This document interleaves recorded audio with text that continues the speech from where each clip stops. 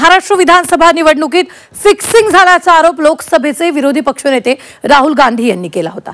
एक लेख लिहित राहुल गांधींनी हा आरोप केला। आता राहुल गांधी यांच्या लेखाला मुख्यमंत्री देवेंद्र फडणवीस यांनी लेखातूनच उत्तर दिलंय आणि यावरून राज्याच्या राजकारणात आरोप प्रत्यारोपाच्या फैरी झडू लागल्या।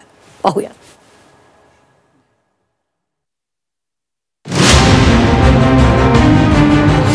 राहुल गांधींचा फिक्सिंगचा आरोप, मुख्यमंत्र्यांचं उत्तर।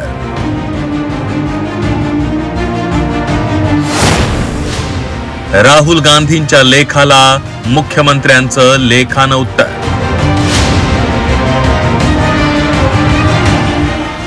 लोकसभेचे विरोधी पक्षनेते राहुल गांधी यांनी महाराष्ट्र विधानसभेत फिक्सिंग झाल्याचा आरोप केला होता। राहुल गांधी यांनी एक लेख लिहित हा आरोप केला। महाराष्ट्रात जी मॅच फिक्सिंग झाली ती आता बिहार आणि इतर राज्यांमध्ये होणार अशी भीतीही राहुल गांधी यांनी या लेखातून व्यक्त केली आहे। आता राहुल गांधींच्या या लेखाला मुख्यमंत्री देवेंद्र फडणवीस यांनी लेखातूनच उत्तर दिलंय। जनता त्यांना नाकारते, ते जनादेशाला नाकारतात म्हणत फडणवीसांनी राहुल गांधींवर पलटवार केलाय। निवडणूक आयुक्तांची निवड करणारी समितीच फेरफार करून फिक्स करण्याचा आरोप काँग्रेसनं भाजपवर केला होता। त्याला देवेंद्र फडणवीसांनी उत्तर दिलंय। 1950 पासून नवीन कायदा अस्तित्वात येईस्तोवर मुख्य निवडणूक आयुक्त काँग्रेस सरकारने थेट नियुक्त केले। आतापर्यंत 26 पैकी 25 आयुक्त तुम्ही केंद्र सरकारकडून थेट नेमले। पहिल्यांदा मोदींनी विरोधी पक्षनेता किंवा मोठ्या पक्षाचा नेता असलेली समिती नियुक्त केली असं उत्तर फडणवीसांनी दिलंय। तर मतदार यादीत बनावट नावांची मोठ्या प्रमाणावर भर, 5 महिन्यात तब्बल 41 लाख नवीन मतदार। लोकसभा निवडणुकीत पिछाडीवर असलेल्या जागांवर चमत्कारिक वाढ, मतदानानंतर 76 लाख मतांची चमत्कारिक वाढ झाल्याचा आरोपही राहुल गांधींनी केलाय। तर मतदार वाढीचा विषय समजून घ्या।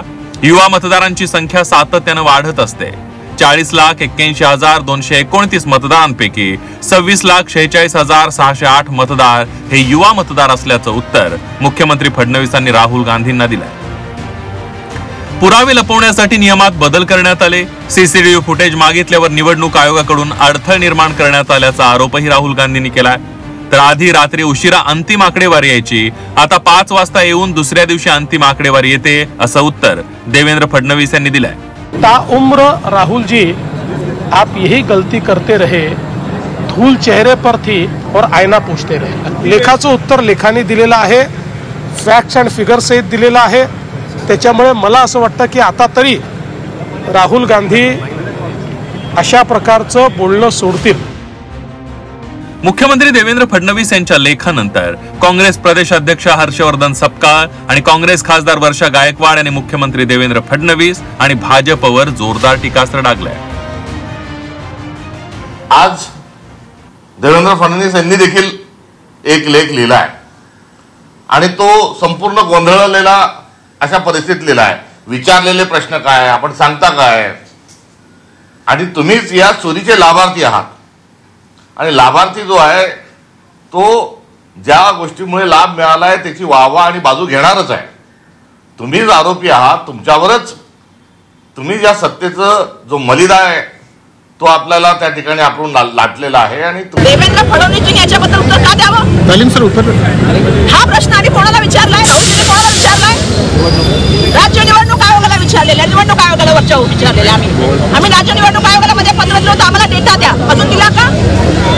आणि राहुलजीने असंच नाही बोलले, राहुलजीने पुन्हा समीक्षा केली आहे, राहुलजीने पुन्हा डेटा सकट गोष्टी।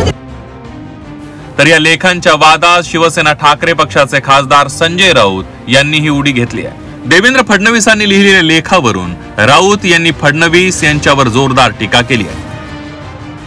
देवेंद्र फडणवीस आता त्यांच्या अंगाचा तिळपापड झालेला आहे।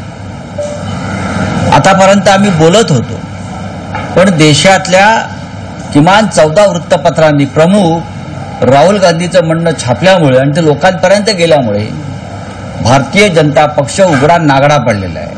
देवेंद्र फडणवीसांनी लेख लिहावा, ग्रंथ लिहावा, नवी गीता लिहावी या विषयावर। तुम्ही कसे जिंकलेले आहात, तुम्ही एकनाथ शिंदे, अजित पवार महाराष्ट्रात, हे अख्ख्या जगाला माहिती आहे। राहुल गांधी यांनी लेख लिहून केलेल्या आरोपांना मुख्यमंत्री देवेंद्र फडणवीस यांनी लेख लिहित उत्तर दिलंय। यावरून आता राज्याचं राजकारणही तापल्याचं पाहायला मिळत आहे. बिहार विधानसभेच्या निवडणुकीआधी काँग्रेस आणि इंडिया आघाडी हा मुद्दा पुन्हा एकदा उचलून धरण्याची शक्यता आहे. ब्युरो रिपोर्ट, झी 24 तास.